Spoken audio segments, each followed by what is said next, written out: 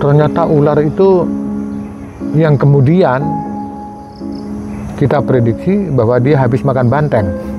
Makanya kelihatan lebar, kelihatan besar itu. Banteng? Iya. Banteng itu sebesar sapi, Pak. Ya iya, bahkan bisa lebih besar dari sapi gitu banteng itu. Dan itu di perut ular itu? Iya. Artinya sebesar apa itu? Gede banget. Jadi separuh dari sungai yang lewat itu ketutup sama dia gitu loh.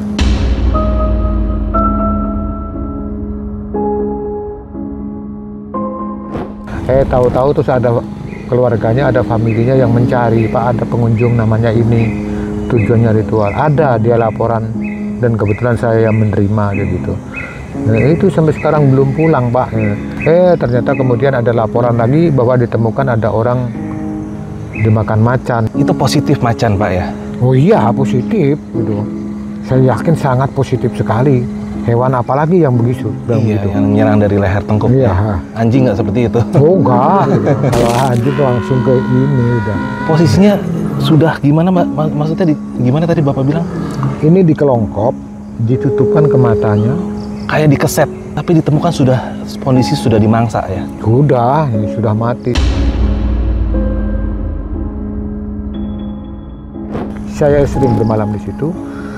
Itu pernah saya mau bermalam di situ, itu ternyata apa? Ada macan itu yang benar-benar sudah siap terekam. Siapapun yang datang dia siap terekam gitu.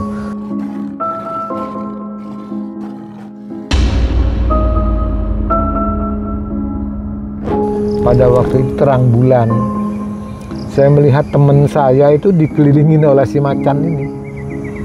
Bapak tidur di atas pohon? Saya di atas pohon. Teman Bapak di bawah? Di bawah. Oke. Gimana? Saya mau bangunin itu, takut begitu dia orang itu bergerak langsung diterkam sama macan. Saya diam, saya nggak berani bangun. Dia ngelilingin teman Bapak? Iya, iya. Berarti lebih dari satu ekor? Ada 3 ekor. Gitu. 3 ekoran? Iya, sekitar 3 ekoran itu. Gitu, dengan suara wong, dengan suara wong. Nah, itu. Dan teman Bapak nggak bangun? Enggak. Di situ kok kita ngelihat itu ada kepala ular yang awalnya bukan kita anggap kepala ular. Awalnya kita anggap kok ada helm di sini gitu ya. Ada helm besar gitu ya. Kayak helm? Iya, seperti helm itu. Sangat besar sekali gitu. Itu Bapak perkiraan panjangnya berapa, Pak, itu? Nggak bisa memperkirakan, tapi yang jelas kalau 10 pasti lebih. Nah, ini Pak, ini menarik nih. Ini tambahan aja bro ya. Jadi saya pernah Pak menangkap ular. Saya ada videonya, ntar lo lihat videonya nih ya. Itu 7 meter Pak, 7 meter. Kepalanya itu hanya sebesar telapak tangan saya, lebih besar dikit. Itu 7 meter. Kalau yang seperti Bapak bilang segini, perkiraan saya paling nggak 15 meter Pak. Perkiraan saya lebih.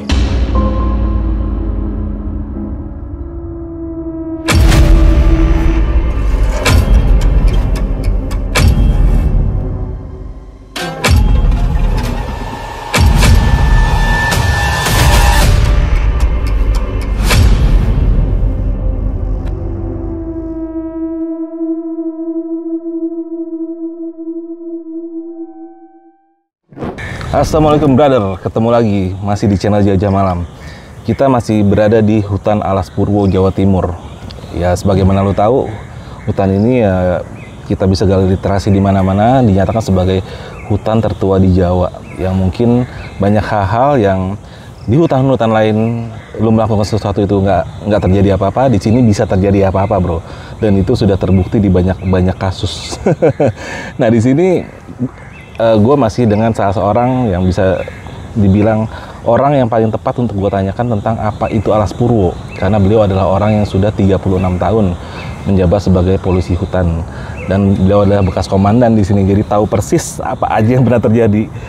Dan langsung aja gue perkenalkan dengan lagi-lagi Pak Suto, apa kabar? Ya, baik-baik. Assalamualaikum warahmatullahi wabarakatuh. Waalaikumsalam Pak Suto. Alhamdulillah masih mau cerita lagi nih di part 2 nih. Ya, oke, setia menemani, setia menjelaskan. Ceritanya gue cicil-cicil bro, biar episode-nya banyak.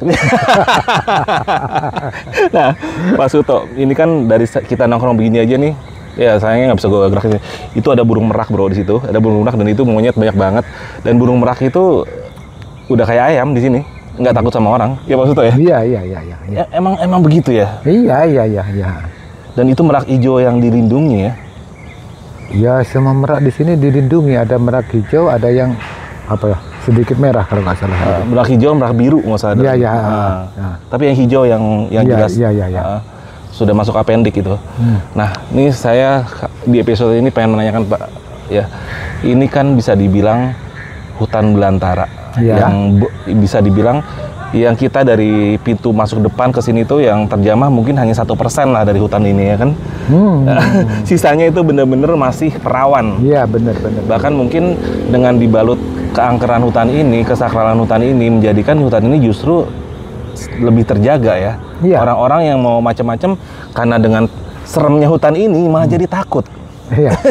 Nah, ini yang saya mau tanyakan, Bapak kan sudah 36 tahun di sini, artinya Bapak pernah merambah ke tempat-tempat yang saya bilang tadi, yang mungkin bisa dibilang zona inti. Karena zona inti itu mungkin di tempat-tempat seperti ini, kayak binatang-binatang yang menghindari manusia, mungkin seperti macan dan segala macam itu mungkin cenderung menghindar ke arah sana, Pak ya. Pengalaman Bapak di sana itu, Bapak itu pernah melihat apa aja sih, Pak? Keanekaragaman hayatinya seperti apa, Pak, di sana, Pak? Di balik keangkeran Alas Purwo, kami akan coba mengupas tentang hewan-hewan pemangsa manusia yang berukuran raksasa, yang sudah sering kami dengar dari masyarakat seputaran hutan tersebut. Apakah itu benar adanya, atau cuma sekedar mitos? Mari kita ikuti fakta di lapangan, dari orang yang puluhan tahun hidup di hutan tersebut.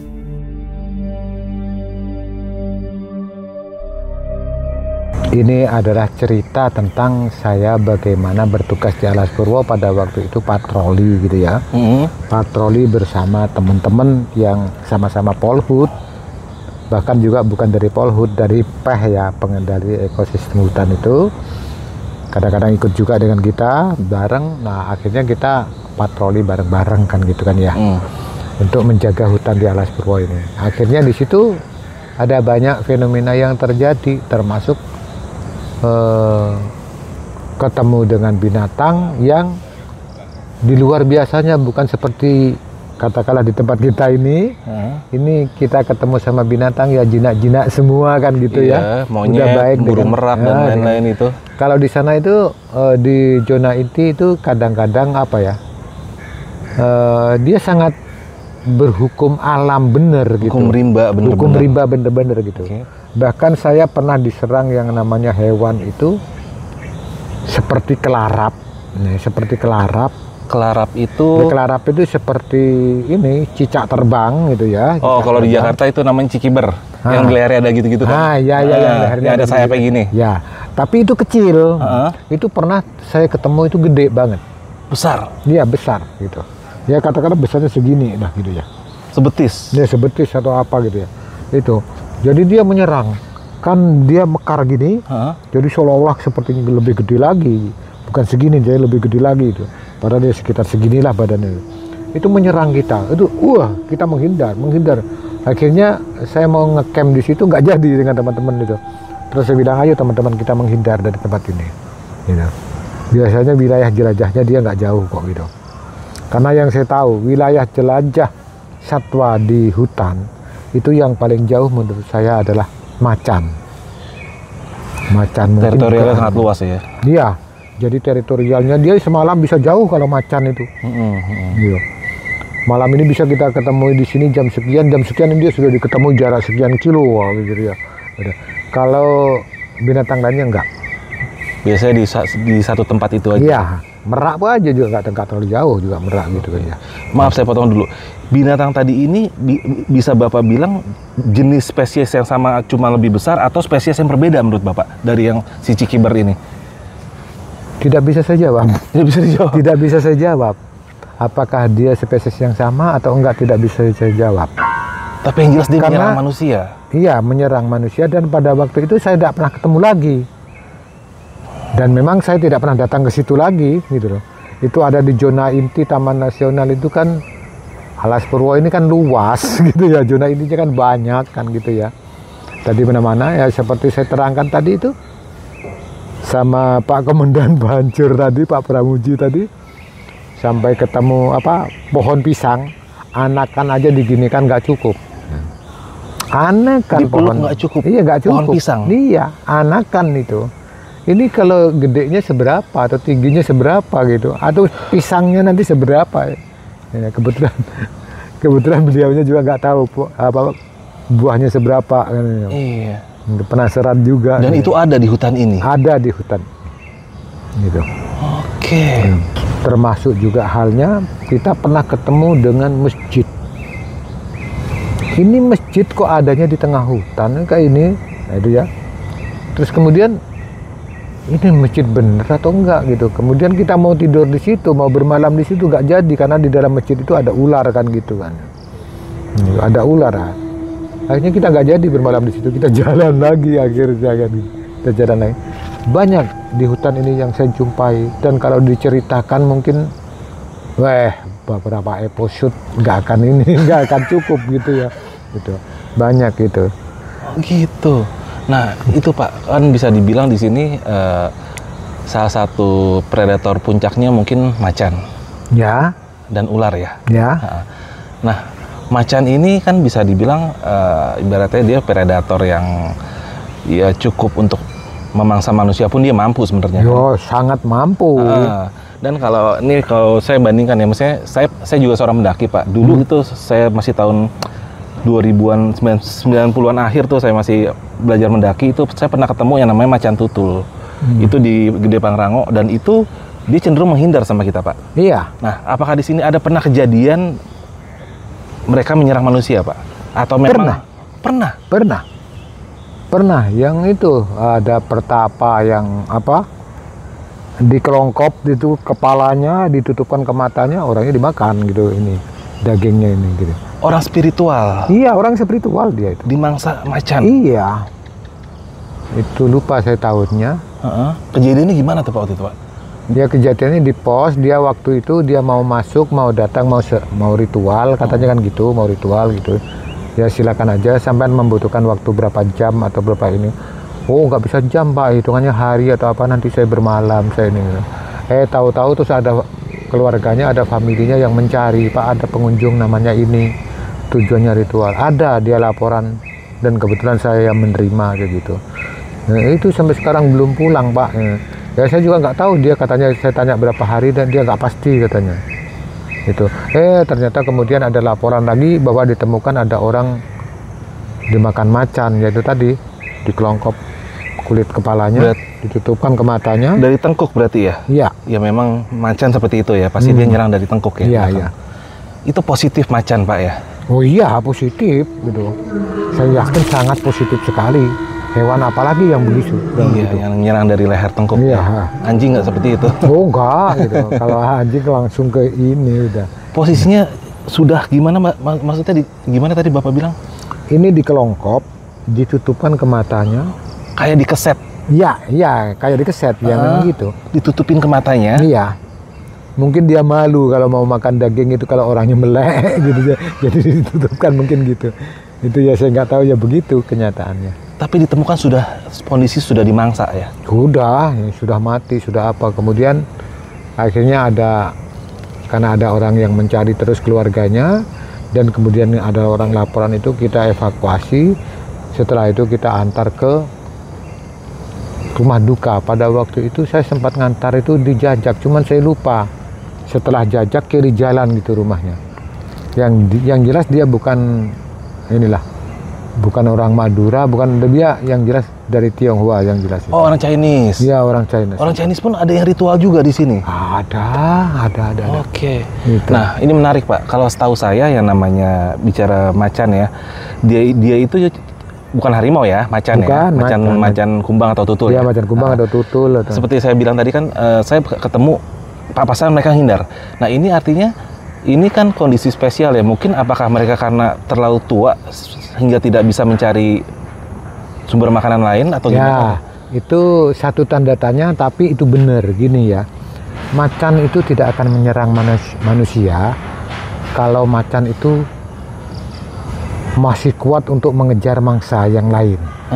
Biasanya macan itu sakit atau macan itu tua, sudah nggak lincah. Nah, udah nggak lincah untuk mengejar kijang atau apa. Ya dianggapnya manusia yang paling lemah lah, yang paling ini lari, nggak bisa lari kencang ini. Ya itu yang diserang gitu ya.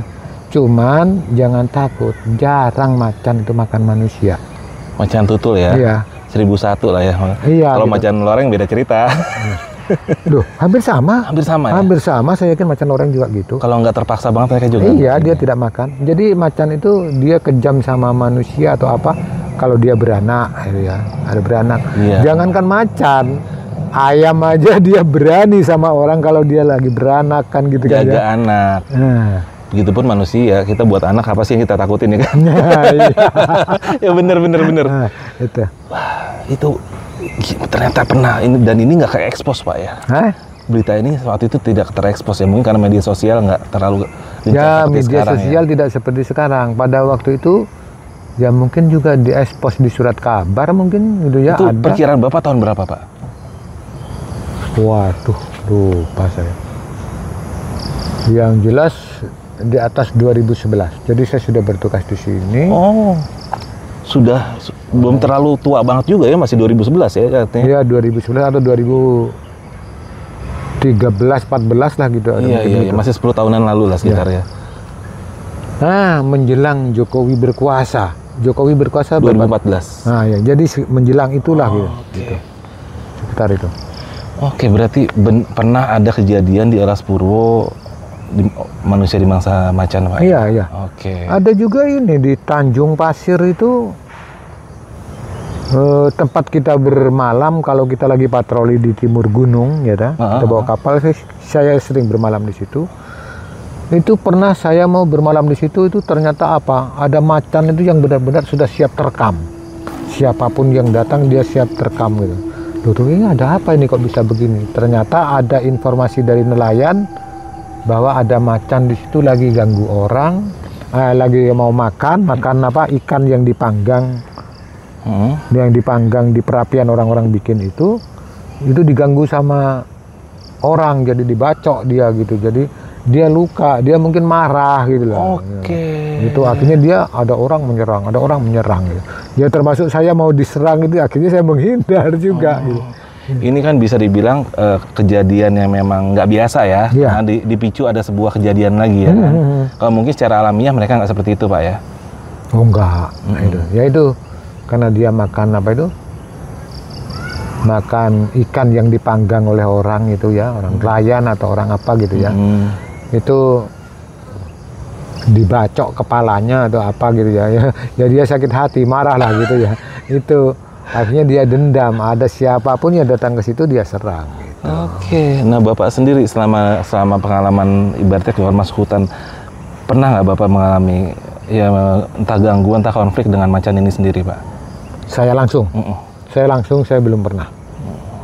Nah, cuman yang pernah yang saya ceritakan, saya pada waktu patroli, karena kita udah terlalu sore, kita harus bermalam kan gitu ya, kita mendirikan tenda, karena di situ dingin, akhirnya saya naik di atas pohon. Nah teman-teman di situ mendirikan perapian sambil mancing, dapat ikan dipanggang kan gitu kan ya. Nah terus kemudian karena di situ banyak nyamuk, saya naik, yang penting udah makan, udah kenyang perut, saya naik di atas pohon, saya tidur di atas pohon.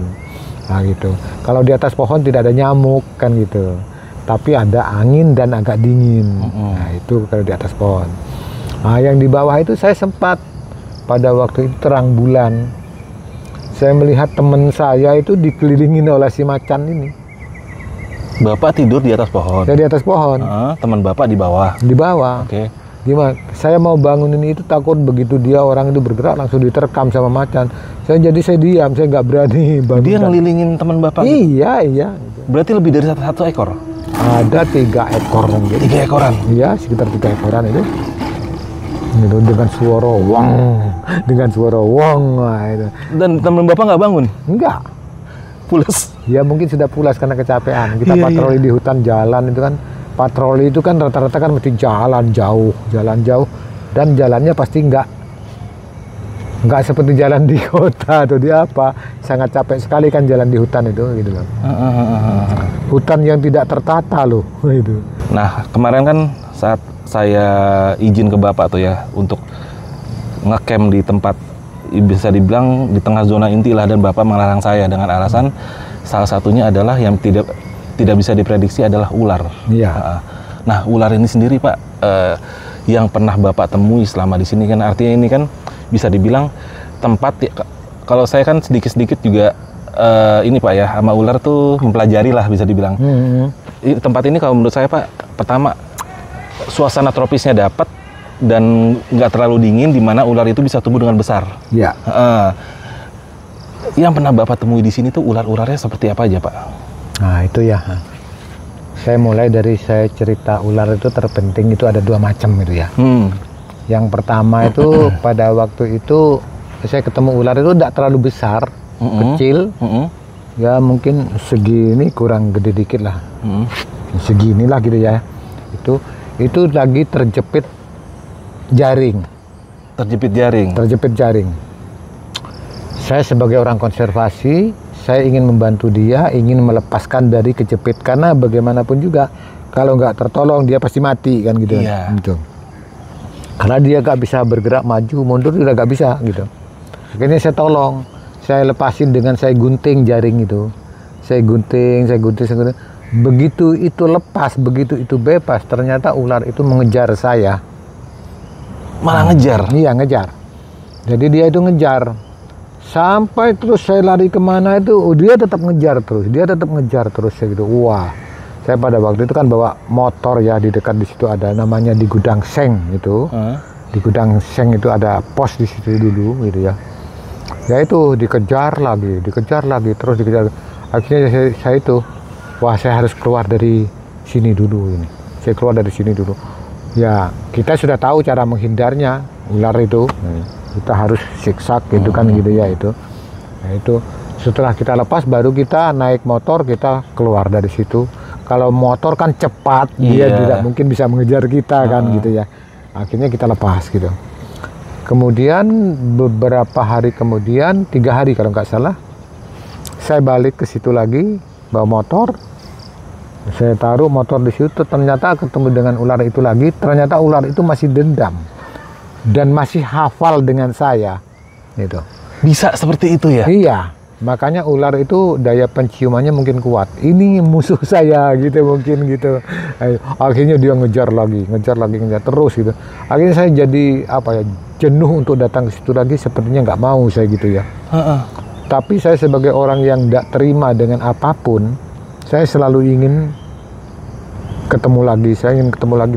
Akhirnya tahu-tahu hilang sendiri, dia nggak tahu ketemu kapan gitu ya. Tapi ya itu jarak 3 hari, kemudian mungkin ada sekitar 3 mingguan ya, mungkin itulah ya 3 mingguan atau 1 bulan ya, lupa. Tapi yang jelas ketemu, dia masih ngejar saya. Akhirnya saya berpikir ular itu ternyata pendendam gitu. Ini ular bener atau ular jadi-jadian sih Pak? Oh, ular bener lah gitu ya, ular bener ya, kejepit bener. Jenis apa sih? Sanca kembang? Nah, sanca kembang apa piton ya namanya? Iya, sanca kembang itu piton yang sama. Oh iya, ya itu. Oh itu? Ya itu. Kan biasanya itu jarang di hutan bakau, biasanya jarang. Itu kan di hutan bakau gitu kan. Gitu. Ya udah dilepas begitu, dia ngejar terus. Akhirnya kemudian mungkin ada sekitar 1 tahun atau gimana gitu, saya datang ke situ nggak ketemu lagi sudah. Sampai sekarang juga nggak pernah ketemu lagi gitu. Nah itu ketemu dengan ular itu adalah pendendam. Hati-hati kita berbuat sama ular, kemudian dia lepas atau apa, hati-hati. Apalagi habis bunuh ular atau apa gitu. Padahal niat kita baik ya? Iya, niat baik, membantu. Tapi dia kan nggak tahu kalau niat kita baik. Mungkin dianggapnya kita yang kasih jaring. Benar, bisa jadi. Gitu. Iya. Dan kan saya mau nanya nih Pak, ada mitos juga kan yang menyatakan kalau kita ngebunuh ular itu kalau bisa hancurkan juga kepalanya, matanya. Katanya di saat ular itu kita bunuh, matanya itu ngerekam siapa yang ngebunuh dia, dan temannya lewat, katanya ini kan zaman saya kecil nih, katanya akan bisa menceritakan kepada ular lain bahwa yang membunuh tuh ini katanya. Mungkin ya? Ya mungkin. Walau alam ya? Walau alam, jadi saya nggak tahu, saya tidak bisa mengiyakan, tidak bisa mengatakan tidak juga. Karena apa?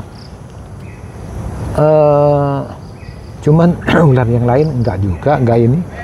Ya mungkin dia tidak ngasih tahu, rekamannya tidak terbaca oleh ular yang lain, gimana gitu ya. itu enggak ya. Cuman saya pernah lagi juga ketemu dengan ular waktu kita mancing. Saya dulu pernah mancing di sungai yang lewat di tengah Vidigron Sadengan. Nah, kebetulan satu orang petugas teman saya itu namanya Pak Komar, itu sama-sama sekarang pensiun gitu. Dia ada di Seraten sekarang. Dia ketemu dengan saya, ketemu dengan ular itu bukan main besarnya gitu. Nah, kita nggak paham ini ular ini apa, ini masa ini ada tikar, kan kayak tikar gitu, batik-batiknya itu kan kayak tikar gitu. Ini kok aneh gitu ya. Sampai kita hantam dengan batu prejeng atau apa, baru dia bergerak itu ekornya aja, ternyata ekornya itu gede, bundelnya itu gede banget. Saya pikir wow ular, lari saya gitu. Jadi saya ngontak teman-teman saya supaya lari semua. Yang satu adik saya sendiri, ya adik ipar saya. Terus yang satu ya teman petugas saya namanya Pak Komar itu, ya.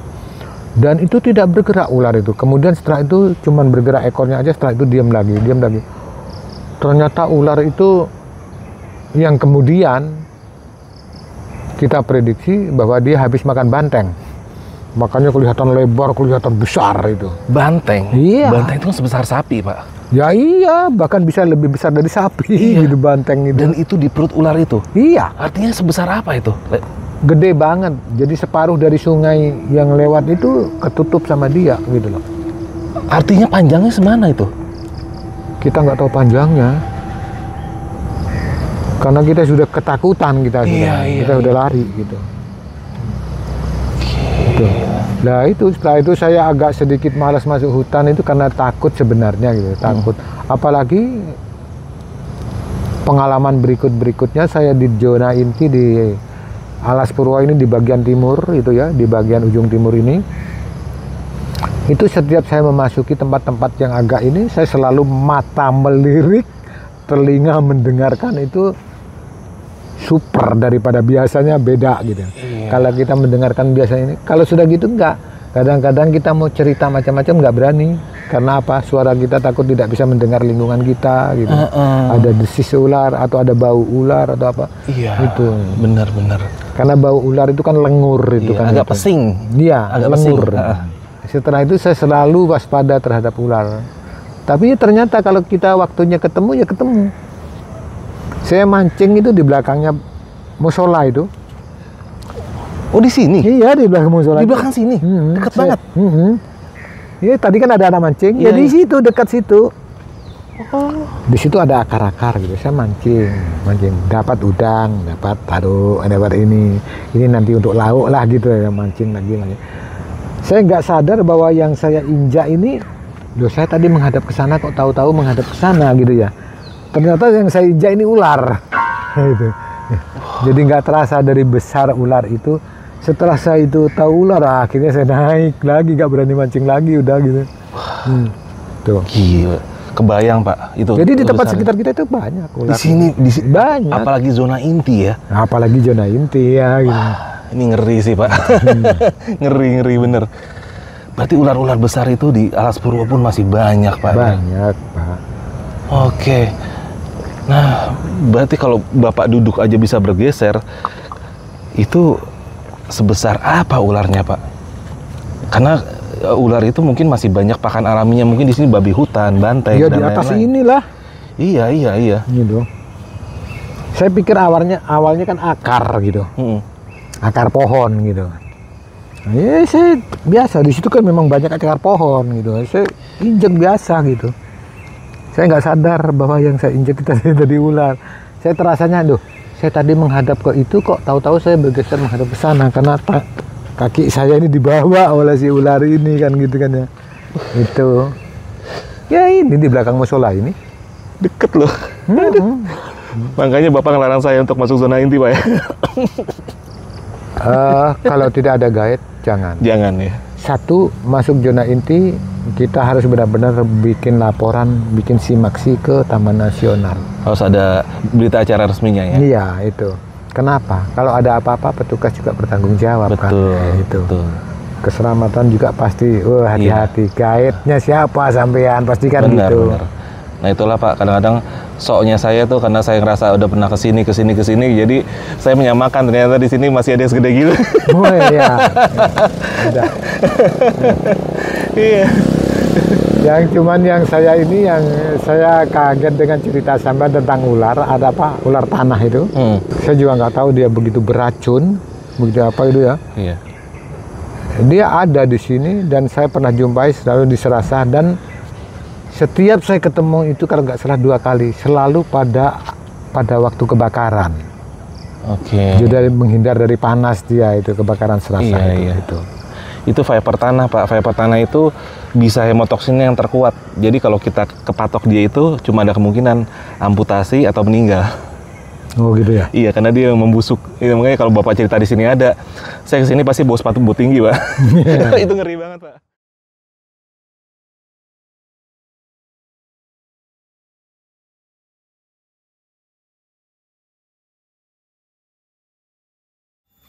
Nih bro, ini ularnya ya, nih gue kasih lihat.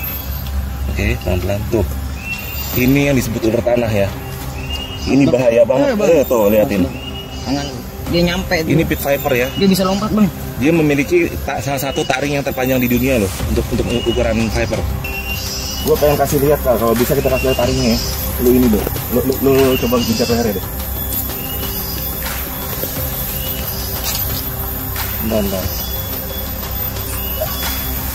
Oke, tunggu dulu. No.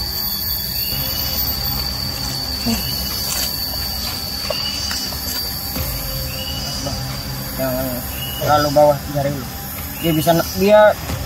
Dia bisa menembus rahangnya untuk mengeluarkan taringnya. Coba kau, lu cari batang sedikit ya.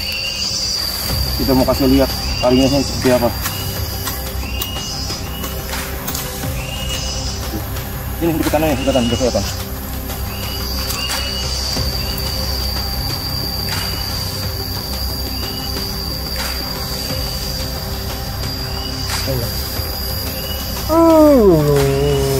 Ini taringnya ya.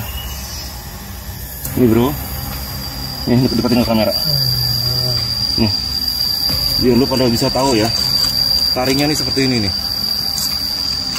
Dan teknik memegang ular jenis viper itu memang agak beda ya. Benar-benar harus di belakang leher. Kalau seperti megang yang cobra atau yang lain bisa di bawah. Ini kalau dia di bawah kita pegang, dia rela menembus rahang bawahnya demi bisa menginjek taring ke tangan kita. Makanya banyak sekali reptil-reptil itu yang kena korban jadi ular ini ya.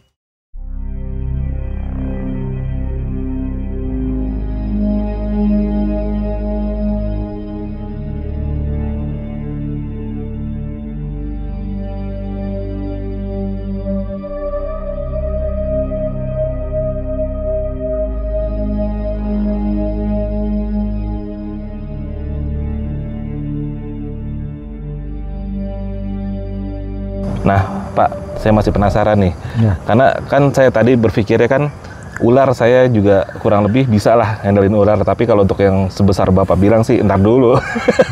Karena itu maaf, penanganan itu bisa butuh 7-10 orang, Pak. Ya kan nggak mungkin saya sendiri. Nah, di sini saya pengen tanya nih, selama Bapak 36 tahun, pengalaman Bapak dengan ular yang pernah, nggak usah yang biasa-biasa deh, yang terbesar yang pernah Bapak temuin itu pernah nggak ada, Pak? Ada begini, pada waktu itu saya punya teman akrab namanya Pak Sigit Sucahyadi. Kemudian beliau sekarang udah meninggal. Itu ya nggak lama sih meninggalnya, ya itu. Terus kemudian kita berdua itu merasakan hidup ini kok melarat sih. Kok kita nggak banyak punya duit, kita punya apa? Gimana kalau kita cari sarang burung? Sarang burung kan harganya mahal. Buat sampingan. Nah ya akhirnya kita berburu, di samping kita menjaga hutan, kita patroli, kita berburu sarang burung. Di mana ada sarang burung? Nah, melihat sarang burung ada di mana, tentu kita harus mengamati dulu pergerakan burung di udara itu. Kita lihat ada nggak di situ burung, ada di situ burung. Oh di situ loh ada burung. Nah gitu, ada burung banyak masuk ke situ. Berarti di sana ada sarangnya kan gitu kan ya. Itu ada sarangnya. Oke kalau gitu kita masuk daerah situ, akhirnya kita masuk. Di situ ada sebuah curah lah gitu ya. Saya lupa, nggak tahu itu namanya curah, itu curah apa gitu. Akhirnya karena ambisi saya untuk mencari tempat sarang burung tadi. Burung apa itu, Pak? Burung walet. Oh, sarang walet. Ya, mahal itu. Nah iya, makanya saya kepengen kaya kan gitu waktu itu kan gitu ya. Saya sama Pak Sigit tuh akhirnya berburu itu. Saya masuk di apa itu? Di curah. Lembah lah. Lembah. Oke. Lembah, iya, namanya curah. Gitu. Saya masuk. Nah, masuk di situ awalnya biasa aja, kita masuk terus lanjut gitu ya. Kemudian pada satu ketika itu ada di batu-batuan kiri kanan yang begitu batu-batuan terjal lah gitu ya. Di situ kok kita ngelihat itu ada kepala ular yang awalnya bukan kita anggap kepala ular. Awalnya kita anggap kok ada helm di sini gitu ya. Ada helm besar gitu ya. Kayak helm? Iya, seperti helm itu. Sangat besar sekali gitu. Perkiraan sebesar apa itu, Pak? Ih, besar sekali. Jadi saya tahu pohon aren lah mungkin gitu ya, bayangan kita itu mungkin badannya mungkin sebesar pohon aren. Berarti kepalanya mungkin lebarnya ada segini, Pak ya? Helm yang paling gede lah gitu. Helm yang paling gede lah itu kepalanya. Oke. Ya kita tahu itu kalau itu ular itu kita tahu ke belakangnya itu ada sedikit lebih yang sempat kita lihat itu ada batik gitu, batik warna ular itu. Berarti sanca kembang jenisnya? Ah iya itu. Iya memang sanca kembang lah, saya yakin sanca kembang. Sanca kembang, oke. Ya itu. Begitu tahu itu terus saya gini, wah udah kita atret, kita jangan lanjut gitu. Kita lanjut juga ini juga sulit. Kita berarti sudah apa? Kita sudah jadi korban ini kita di sini. Kita nggak bisa menghindar. Bisa, saya yakin bisa. Kenapa? Karena ini bentuknya masih lurus. Kan apa? Curah itu kan lurus. Oh, lurus gitu? Ya, lurus. Kepalanya keluar tapi badannya di semak gitu? Di batu-batuan. Oh, di batu-batuan itu. Di dalam batu-batuan itu gitu.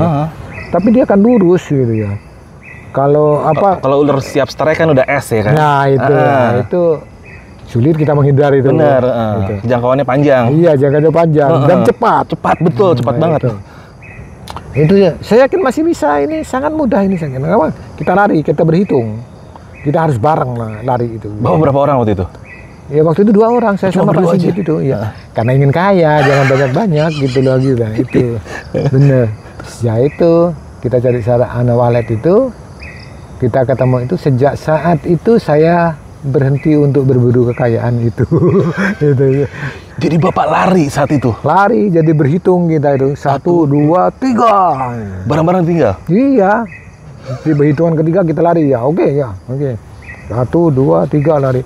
Nah, sebelum kita lari, persiapan yang kita bawa, katakanlah beras, kita kantongan apa semua kita lepas. Oh jangan. Logistik. Iya logistik. Jangan dilepas. Kalau kita lari nggak bisa cepat kalau bawa ini segitu. Ular sebesar itu kalau ngejar. Nah ya itu ya. Akhirnya ya itu begitu itu kita lepas semua, kita lari, ya udah kita nggak kembali lagi. Nggak balik-balik lagi? Nggak. Itu Bapak perkiraan panjangnya berapa Pak itu? Nggak bisa memperkirakan, tapi yang jelas kalau 10 pasti lebih. Nah, ini Pak, ini menarik nih. Ini tambahan aja bro ya. Jadi saya pernah Pak menangkap ular. Saya ada videonya, ntar lo lihat videonya nih ya. Itu 7 meter Pak. 7 meter. Kepalanya itu hanya sebesar telapak tangan saya, lebih besar dikit. Itu 7 meter. Kalau yang seperti Bapak bilang segini, perkiraan saya paling nggak 15 meter Pak. Perkiraan saya lebih? Lebih, mungkin lebih, iya. Lebih? Mungkin lebih. Artinya itu masih ada di hutan ini? Ada. Wah, ngeri banget Pak. Ada.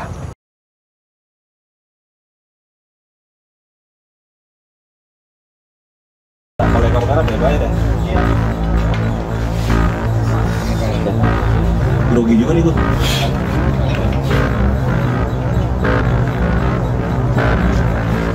Wow, kan?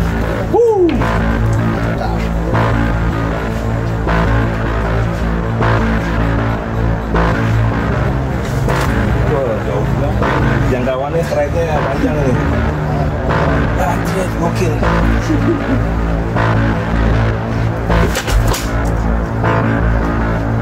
Tidak, kepalanya selapak tangan gue cuy. Kemarin gak segini ya. Kemarin. Bentar.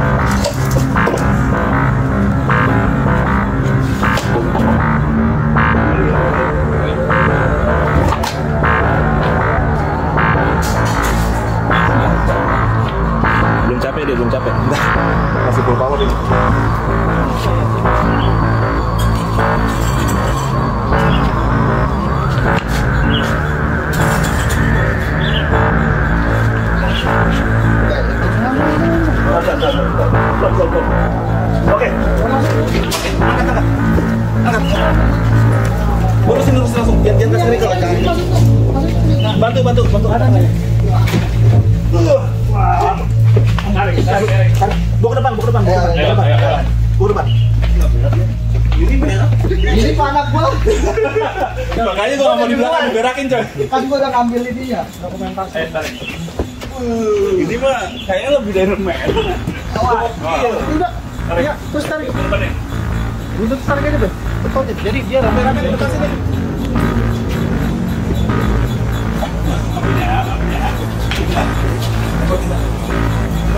Di bawah. Ya.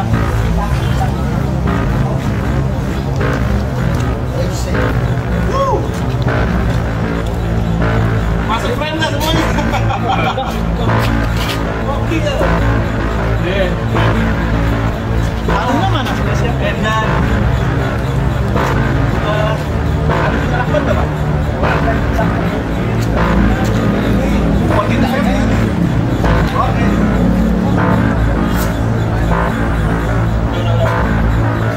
Dipegang Bang ya? Siap. Iya, yang Bapak.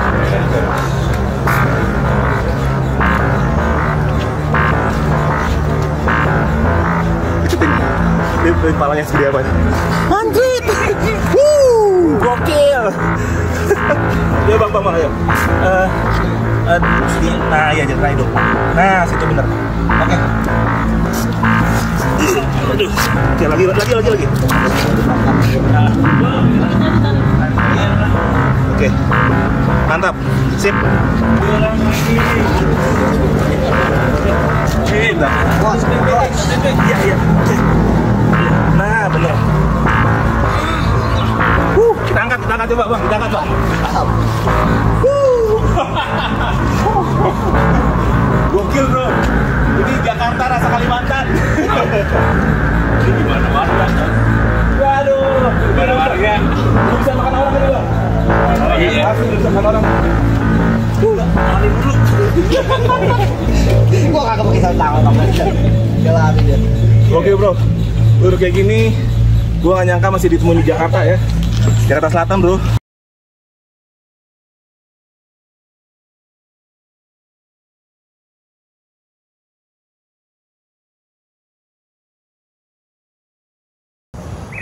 Alas Purwo ini bukan main. Bukan, iya benar, bukan main berarti. Dan Alas Purwo ini tidak sempit loh, luas Alas Purwo ini. Iya. Wah itu kalau sempat ada bisa didokumenterkan Pak, kita rekam itu panjang. Wah itu dunia heboh Pak, karena yang terekam tercatat itu. Saya dulu tidak ngerti Mas ya. Foto ini berharga, video ini berharga gitu ya. Ya mungkin pada waktu itu saya ngerti kalau itu berharga, mungkin saya beli handycam lah gitu, kita bikin itu. Setiap masuk hutan ya? Iya, setiap masuk itu. Oh upload banyak duit Bapak? Iya, saya juga nggak tahu gitu kan. Sekarang kalau foto ini dijual ini lagu mahal Pak. Ya, itu Pak Pramuji itu bilang mahal itu Mas ini. Iya. Ya situ yang sering masuk hutan gimana? Ya waktu itu direkam itu jadi dokumen Taman Nasional katanya, jadi dokumen dinas. Aduh, andaikan Bapak 10 tahun lebih muda ikut sama saya Pak jajan, kita bawa handycam Pak. Masih gila ya berarti ya hewannya ya. Nggak bisa kita taker ya berarti ya. Nggak bisa. Teman kita yang junior sekarang seperti yang diceritakan Pak Pramuji kemarin itu Mas Cip, itu adalah junior. Dia juga pilot, dia juga penerbang. Dia masuk hutannya, dia cukup pemberani. Oke. Cukup pemberani. Ya dia masih dinas, dia masih muda. Dia sering menerbangkan pesawat kita ini, pesawat patroli Trike itu. Pesawat capung itu ya? Ya itu. Ya itu. Sekarang orang yang muda yang paling berani jelajah itu saya rasa ya cuman Pak Cip itu. Dia adalah S-Hut, sarjana kehutanan lah gitu yang benar-benar masih berani yang begitu. Yang lainnya banyak yang takut yang gitu. Iya. Dan ini makanya saya senang kalau ngobrol sama Bapak nih kan, kalau orang awam melihat itu semua sudah dianggapnya ular siluman. Wah, ya kan.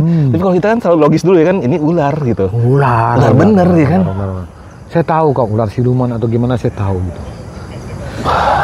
Saya tadi mau wawancara di situ, saya di tempat duduk gitu ya. Saya di situ sempat pernah ketemu ular siluman.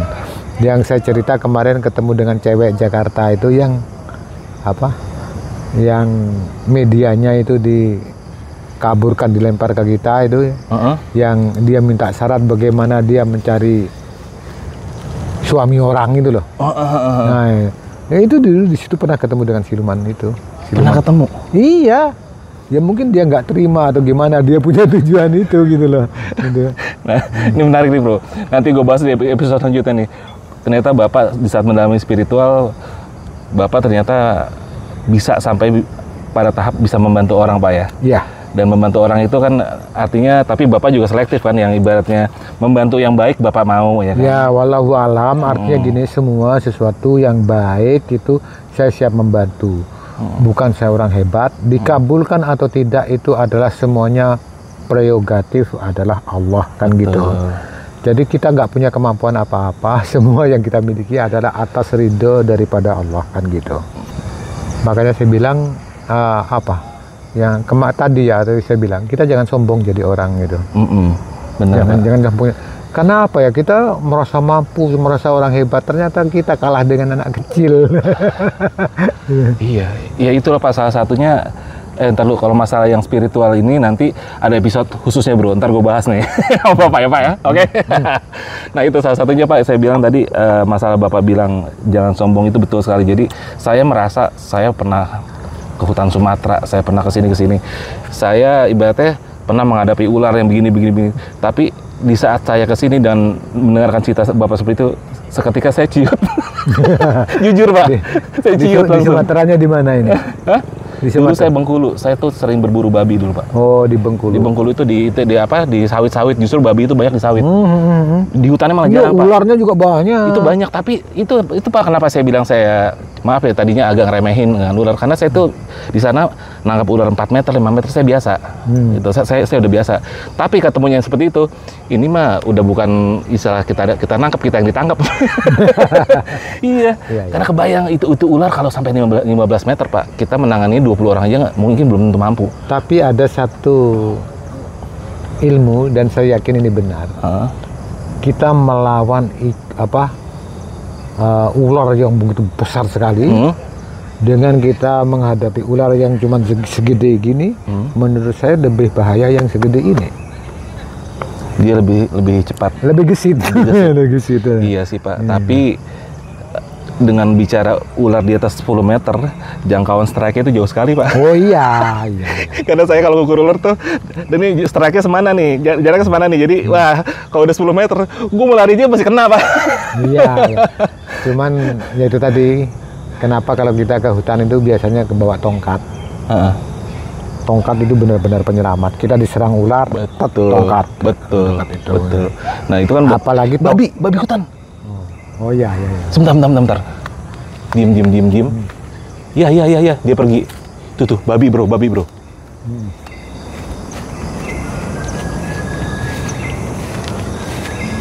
Santai amat itu babi. Pemburu peka.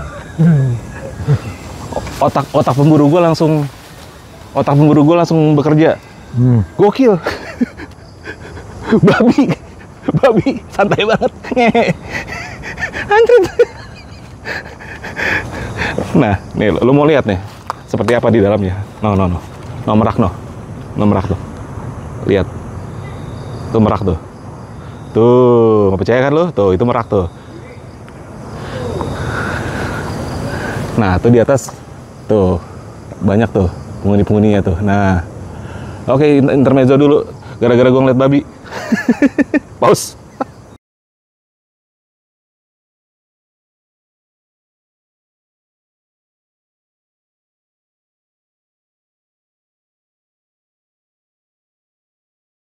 Oke bro, sorry tadi ke distract sebentar.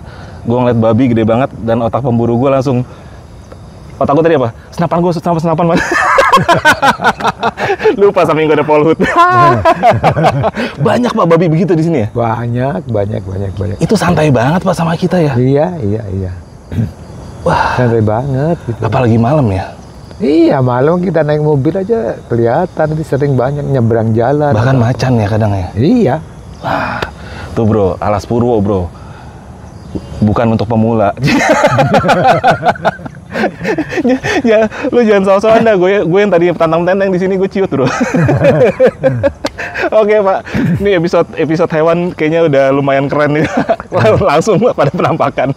Nih karena udah menjelang gelap, Pak ya. Kita mungkin cari makan dulu ya. Iya. Ntar kita lanjutin di lain tempat. Ya. Bro, lu tetap stay tune. Ini masih banyak episode. Oke, bro. Akan gue interogasi Pak Suto. Ya. Oke, Pak Suto. Sebelumnya saya makasih banyak ya. Oke, makasih Bapak banyak sudah sama-sama. bercerita. Dan pesan Hati-hati. Bapak dari apa yang tadi kita sampaikan tentang hewan-hewan ini apa sih, Pak, buat yang pada nonton? Hati-hati aja, hewan itu tidak punya hukum sama dengan manusia. Jadi hukumnya adalah hukum rimba. Dimanapun hewan itu, kalau lapar atau kalau lagi beranak, ayam aja lagi beranak di kampung, dia nyerang sama orang. Jadi dia tidak punya hukum seperti ini. Sungkan atau nggak ada rasa sungkan, tidak ada rasa sopan juga enggak gitu. Iya. Itu hewan itu. Hukumnya adalah rimba. Itu hati-hati aja dimanapun kita berada. Setuju. Oke, berarti episode ini kalau lo bilang pendekan jangan salahin gue, salahin babinya ya. Oke, kita pamit dulu, Pak ya. Ya, Gue Arfi dari Jaja Malam dan Pak Suto pamit undur diri dulu. Sampai ketemu di episode selanjutnya. Assalamualaikum warahmatullahi wabarakatuh.